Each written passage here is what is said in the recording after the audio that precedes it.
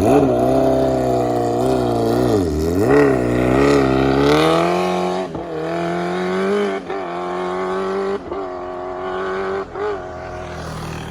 tu bunyi. Sama Aziz Kun hari ni test running CBR 1000. Kita tengok macam mana.